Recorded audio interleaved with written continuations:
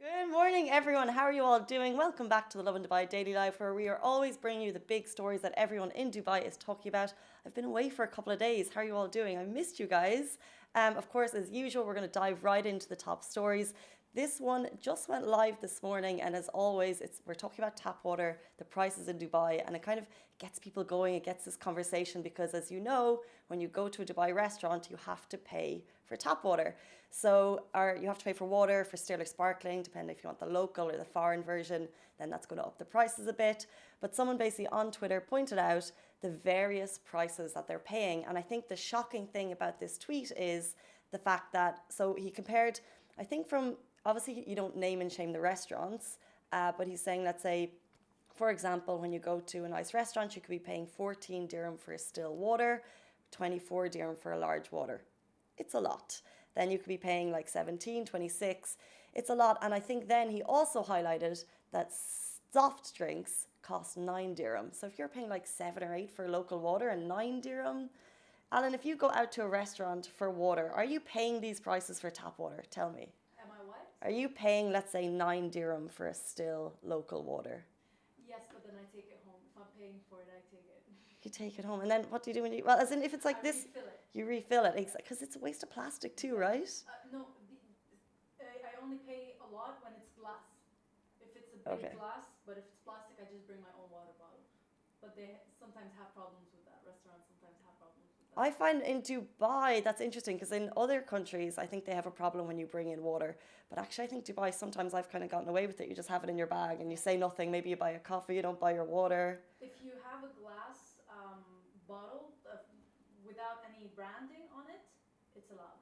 You can have your own like metal, like the one that I always bring. I always bring my own water bottle, so that I don't have to, buy plastic or whatever. So that's allowed. Okay, so Alan is saying if you bring your own and it's not labeled or branded, then that is allowed. I think that's fair.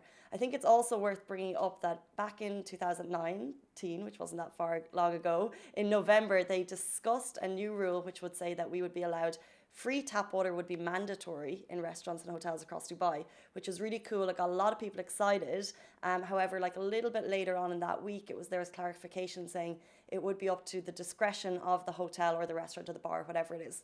So I think because obviously they're making a lot of money out of this. So is it fair to say, okay, change your whole business model? You're now going to have to give free, especially in bars and stuff, you're now going to have to give free tap water. So that's not, although people are talking, saying that it is going to come in 2020, that is not the case. It is up to the discretion of the restaurants. However, I think they need to be equipped to be able to do it, but they don't actually have to be able to do it. But can I say shout out to a couple of restaurants in Dubai that already give you free water? We love you, Noodle House. We love you, Flow. We love you, The Duck Hook. We love you, Life and One, that great little place in Jumeirah. Guys, what do you do? I love hearing what Alan does. She brings her own.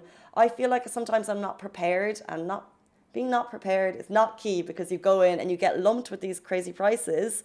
Sometimes paying like up to and also another thing that's really annoying is when they only have foreign water. So you say local water, no, and they only have foreign water, and it's up to 24 dirham, which is a lot. So, and also on the other side of it, I'm very aware that restaurant owners have a lot to say on this matter because they say, of course, when there's always this talk about a cup of tea, like the tea bag, it doesn't cost you much. However, we're talking about the cost to get the tea bag there. We're talking about the cost to heat the water for the tea, the water, how much will the actual cup cost. There's a whole cost process that goes into the actual cup. Alan is just like shaking her head saying no. Dude, but there's a cost process. Okay, not 24 dirham for a water, but the cost of a cup of tea is not 5 dirham. Or it's not 2 dirham. I just get my karak or Suleimani from the side of the road. That's a dirham. That is Max. that is a dirham, but I'm saying if you're going in to sit in a restaurant, I'm not saying whether the prices are fair, but I'm saying that there is a debate on both sides whether or not you can't expect your tea to cost the same from the side of road as you can in a restaurant, that there's like heating and electricity and da da da. But then do they go above and beyond that? Yeah. Alan is saying yes. I'm saying I'm not sure. I'm saying there's a debate that could be had, which we are having right now. Guys, if you have any thoughts on the matter, I'd love to know what you do. Are you bringing water with you? Or are you just, I don't know. Let me know your thoughts on it. Moving on to kind of a more serious topic, we're talking about the coronavirus. Of course, the UAE has issued strict warnings to all residents, as right now, I checked this morning, the coronavirus death toll has climbed to 106 lives, which is scary and it's shocking. Countries around the world are kind of preparing, which is really interesting. Actually, I was in a hospital yesterday, and you could just see, obviously, no coronavirus cases have been affected in the UAE. No one has been infected, but it's amazing to see that you can see a lot of people are wearing the masks. I've heard that masks are being sold out around the country as people prepare for something that could happen, because I think the virus has now infected over 10 countries. It's run on to 4,500 people have been infected, but the deaths have stayed in China so far, have been maintained. But it's just something that I think we need to be worried about. What's amazing is that the UAE authorities are kind of on the ball. Of course, if you check all kind of the Twitter, Facebook, you can get kind of more information. But if you're flying to China, the statement from above is do not fly unless you absolutely need to.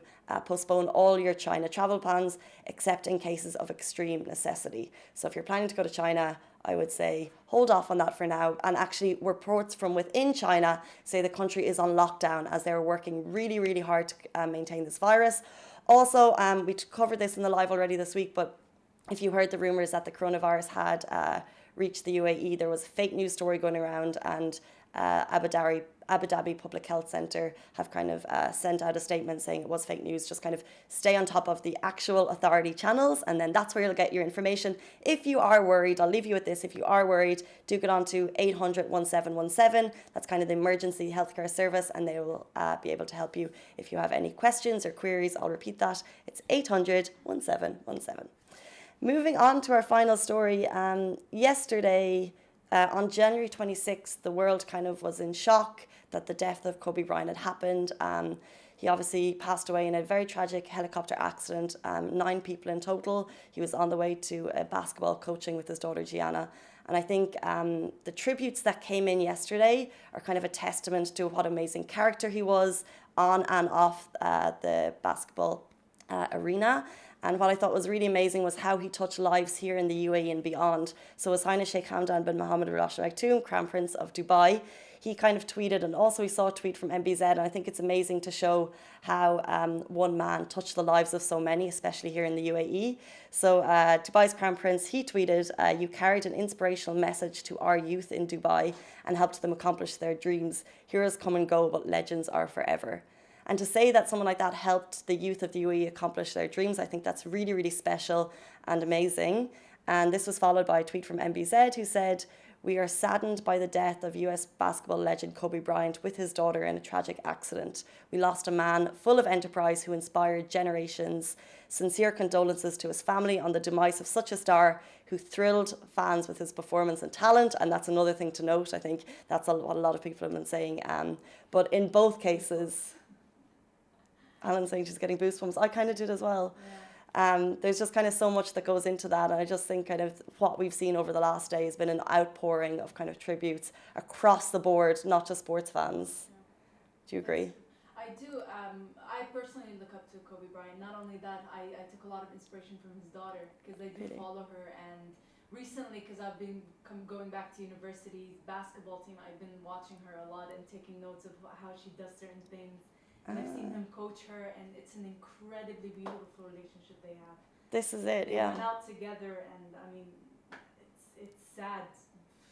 I mean, somehow poetic, but somehow poetic. And obviously, he was a basketball player, retired, but he was obviously trying to make sure that passion for the sport played on, and that's why he was kind of coaching young kids, and he was with his daughter. But yeah, like you said, extremely well said, and he will be missed. Yeah. Those are our top stories, guys. We'll be back with you tomorrow morning, same time, same place. Bye.